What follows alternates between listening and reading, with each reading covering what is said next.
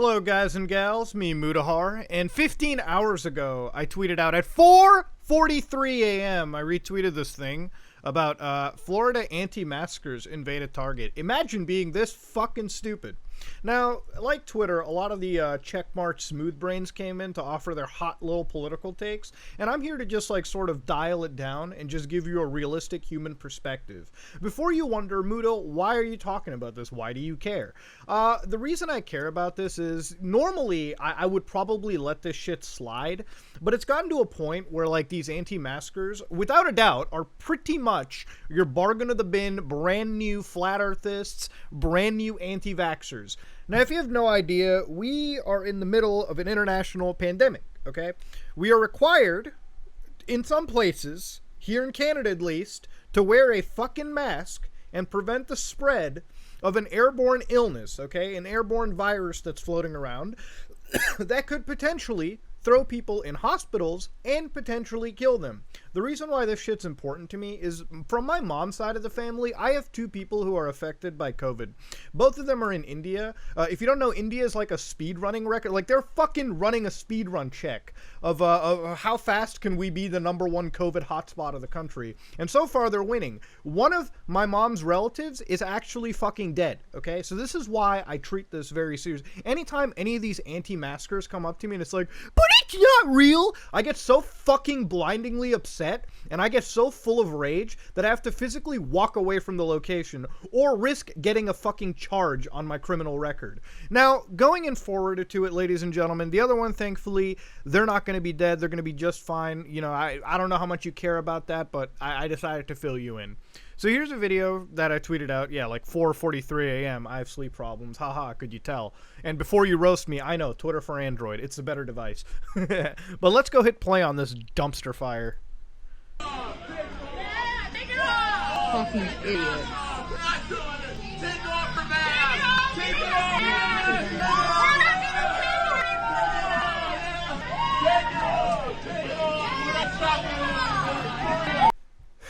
You know, I don't want to throw Florida under the bus because Florida's filled with a lot of good shit, a lot of good people, a lot of good colleges, a lot of good sports stuff, a lot of good everything. It's got good beaches, hot chicks, nice beer. I don't want to throw fucking Florida under the bus. Cool, whatever.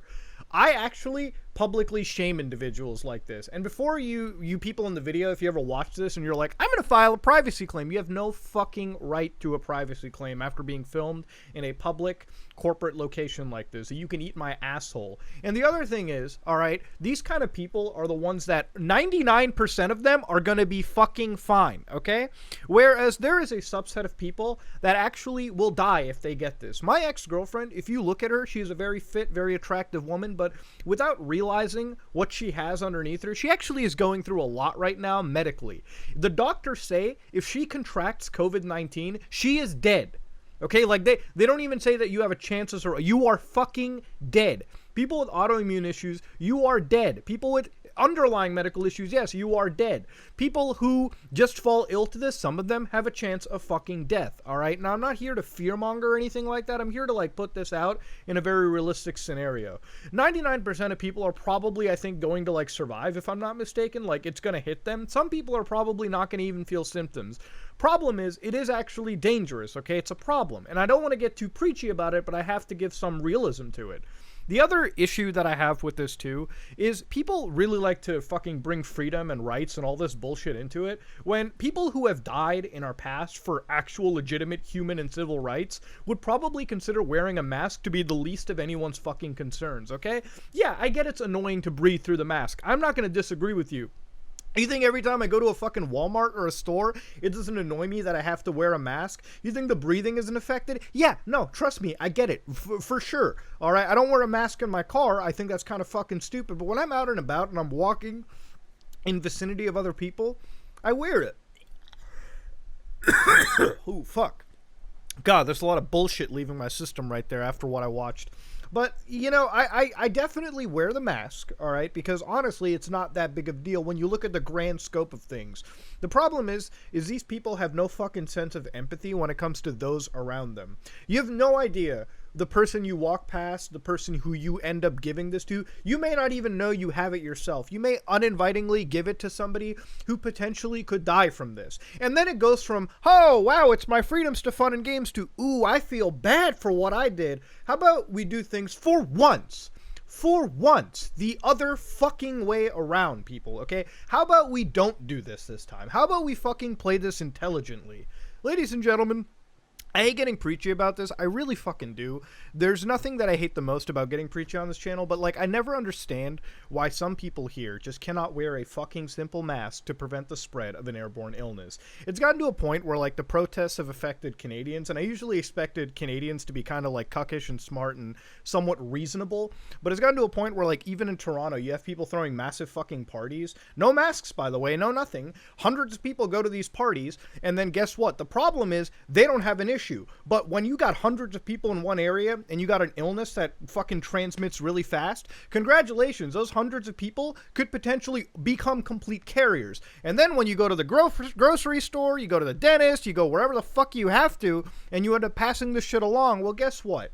Guess what, ladies and gentlemen? You just turned 100 people into 1,000 more people. So great, guess what? This is what brings on a fucking second wave even harder. And you know what? I'm sorry to get into this that much, but as somebody who has family members, like, even though I wasn't close to the family members that I lost, I know my mom was. I know my fucking mom's side definitely was. To see people who have lost their lives during this pandemic because of this, even if they had other issues or whatnot, because this exacerbated those fucking issues, that's very real.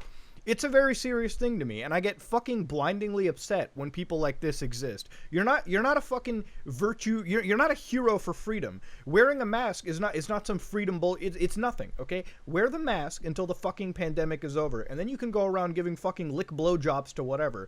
As far as I'm concerned, if one of you are infected, you're literally fucking walking biohazards, and that to me. The fact that I'm sitting here understanding it and it's not a foreign concept to me, but to these people exist, it truly shows me stupidity knows no fucking bounds.